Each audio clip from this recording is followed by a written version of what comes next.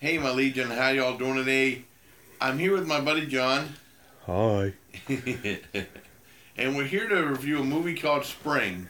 And even John, it's kind of like it's not going to sound like people will tune off, a romantic horror film.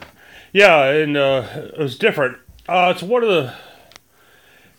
You might see once in a while, like, the articles that recommend movies you might like, and this wasn't actually in an article. But the new movie these guys did, called The Endless, which I guess came out last year, they're recommending that one, and then they said, because the first one they did, called Spring, was very, very good, and now they're back doing another one.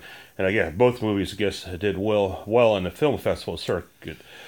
So I can't remember. I forgot that I threw this on my Netflix list, and all of a sudden it came up, and we watched it. It's really good, but I don't know if they have their newer one, The Endless, as well. But this one came out in 2014. It's something that flew under our radar, yeah. But that's why I do stop and read those articles. Hey, you might like these, and I'll read a little bit of reviews and ratings.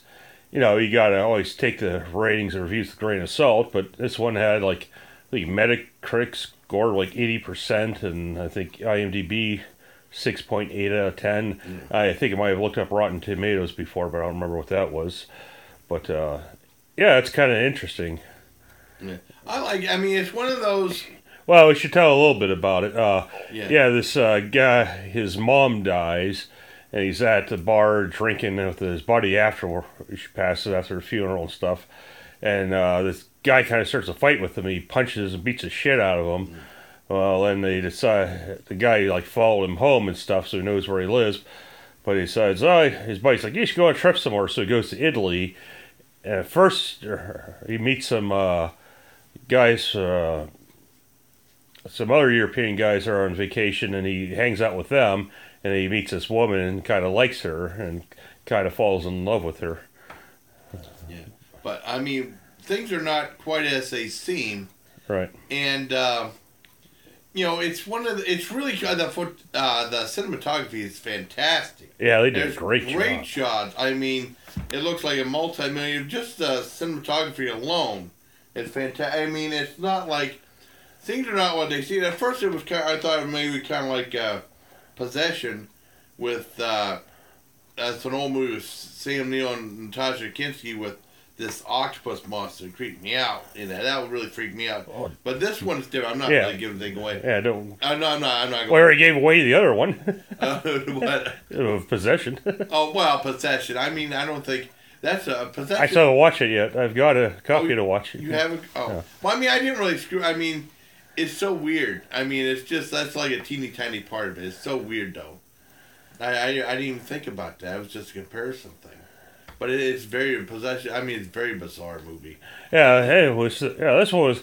It starts off. It's almost like a comedy. He was hanging out with these two guys, but then it turns into romance and a bit of a horror movie. Yeah, it's really cool, but it's like one of those take your time type horror movies. That either you'll love it or you'll hate it, like the Babadook or the Witch. But it's always interesting throughout. You care about the characters. The acting is fantastic. Right, directing's everything great. Looked authentic. Audio's great. Yeah, there's two scenes towards the end in a car that looked fake. That's the only thing that didn't look authentic. You know what I mean? Right. The boat scene. That was, it just didn't fit in with the rest of the aesthetic and stuff. But it's really fantastic. I liked it. I enjoyed it a lot. It's very different. And I'd give it probably 8 out of 10. Yeah, I think the ending was kind of predictable once you find out what was going on. Yeah. But even though the journey to get to that point, you're not going to think about what the ending's going to be till much later on. But the journey is sometimes I like when Firefly, the journey's worth your part of it or something like that. Yeah. I forget now. As soon as I wanted to say it, I forgot now. That's okay. The Ron Glass's character said the journey is worth your part or something like that. Yeah, the one thing about the journey, they were about to go their separate ways. That's a great song by Journey, by the way. And then it's because it's called spring. I have to mention this. When I was in the Army, you know, this is back in the glory days of VHS, where Glory the PX, days. yeah, glory days. When I found out, you know, there was VHS tapes were more affordable, and they had like a whole bunch of I could buy a whole bunch of stuff, including cartoons. But the big cartoon guys still, I mean, not as much now. But Yeah, you do look like a cartoon. Yeah, I know. I'm a Muppet. I was on. They had Dennis Miller Live. I called in the show. I asked David. It was the one with Dave Spade about Generation X. I said. I called in and I said, "Do you think Beavis and Butthead is a good representation of Generation X?" And David Spade said, "Well, I don't think all Americans are cartoons." Like that. So I mean, that was kind of funny, and. Yeah, I mean, they had a whole bunch of public domain cartoons, and one of them was called, I think it was called The Spring, and it's on YouTube. And it's about, like, they have Old Man Winter stuff, like everything's cold and freaking like that, and there's all these these weird trolls that go, tra-la-la-la-la-la-la, tra-la-la. It's from the 30 to 40 Max Fleischer color cartoon, and they want to switch, it's getting time to go to spring, and they were singing and stuff, and they're trying to get it, the change with all these colors and put all the colors back in the woods. And Old Man Winter still wants to blow down everything and make everything cold. And they're trying to fight Old Man Winter. And they finally get the spring and stuff like that. It's a whole public domain cartoon. It's really silly. And I liked it. I had to mention it because it said spring on it, though. So, I mean, you got a little cartoon review, too. And our cartoon was probably a 9 out of 10. I think they showed a clip of that on Mr. Belvedere and everyone was laughing. The whole audience was laughing and they go, tra-la-la-la-la-la. But I seen that cartoon. But I mean, I seen that when I got that when I was in Germany in the Army. Yeah, but check out the movie Spring. Yeah, it's good. I'm not usually someone looks for romance movies. Yeah. I'm not into that. But I don't know if it was even pitched like that when I read the article or watched the review. I'm like, oh, it looks like it might be good. Yeah. And I'm like, oh. Okay, well, it's a romance. I guess I'll watch it anyways. Yeah. And it turned out to be good.